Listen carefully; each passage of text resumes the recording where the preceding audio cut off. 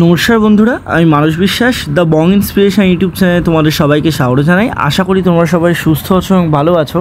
তা ভিডিওর টাইটেল এবং থাম্বনেল দেখে তোমরা বুঝতে পেরেছো আমি কোন বিষয়ে কথা বলবো। তা আজকে আমি তোমাদের ডব্লিউপি কনস্টেবল 2024-এর যে তোমাদের ভ্যাকান্সিটা বেরিয়েছিল, অর্থাৎ 12,000 শূন্যপদের যে ভ্যাকান্সি, যেটার পরীক্ষা এখনও পর্যন্ত হয়নি, তোমাদের জাস্ট ফর্ম ফিল আপটাই হয়ে আছে। তা তোমরা ইতিমধ্যেই কিন্তু অনেকেই জানো যে এই যে তোমাদের ভ্যাকান্সিটার উপরে কিন্তু কলকাতা হাইকোর্টে মামলা হয়েছিল। মামলাটা কী হয়েছিল তোমরা সবাই জানো, যে প্রথমে একটা ভ্যাকান্সি বার করা হয়েছিল, তারপর সিভিকদের এবং অন্যান্য ক্যাটাগরিতেরও কিন্তু ভীষণভাবে রিজার্ভেশন মানে সিট সংখ্যা বাড়িয়ে সেই সিট সংখ্যাকে তোমাদের একদম রিজার্ভ করে তারপর তোমাদের নতুন করে একটা কিন্তু মানে প্রকাশ করা হয়েছিল ভ্যাকান্সি লিস্ট। ঠিক আছে, তো অবশ্যই সব সিট পূরণ হয় না, সমস্ত কিছু হয় না, সেটা নোটিফিকেশনে লেখা আছে, সেটা আলাদা বিষয়। কিন্তু সিভিকদের যে ভ্যাকান্সিটা আছে বা সিভিকদের যে কোটার সংরক্ষণটা আছে, সেটা অনেকটাই বেশি মাত্রায় কিন্তু দেওয়া ছিল।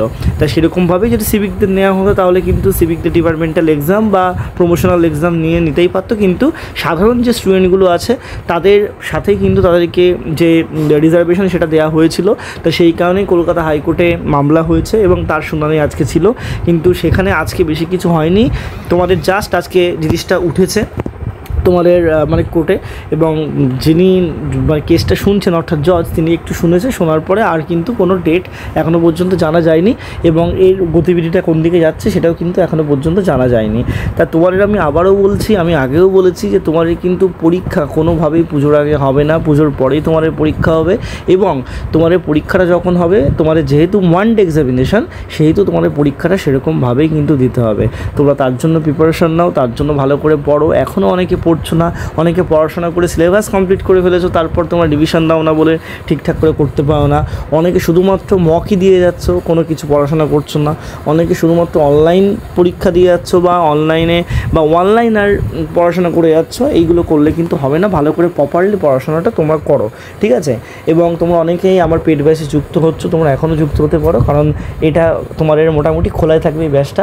এককালীন 600 টাকার বিনিময়ে তোমরা কিন্তু সমস্ত কিছু পাবে এবং তোমাদের পরীক্ষা যতদিন না পর্যন্ত হবে এবং যতদিন না পর্যন্ত তোমরা চাকরি পাবে, আমার এই ব্যাচে তোমরা থাকবে, জেনারেল কম্বাইন্ড ব্যাচ 3-তে। তা যারা যুক্ত হতে চাও সেখানেও কিন্তু যুক্ত হয়ে যাও। দেখো, ব্যাচ প্রমোশন আমি আর বেশি করে করি না, কারণ তোমরা সবাই জানো ব্যাচ চলে, যারা যুক্ত হওয়ার তারাই যুক্ত হয়ে যাও। আমি বেশি কিছু ব্যাচ নিয়ে বলছি না। সবাই সুস্থ থেকো, ভালো থেকো, এবং তোমাদের যদি কোনো কোয়ারিজ লাগে অবশ্যই আমাকে নিচে কমেন্ট বক্সে জানিও। ধন্যবাদ।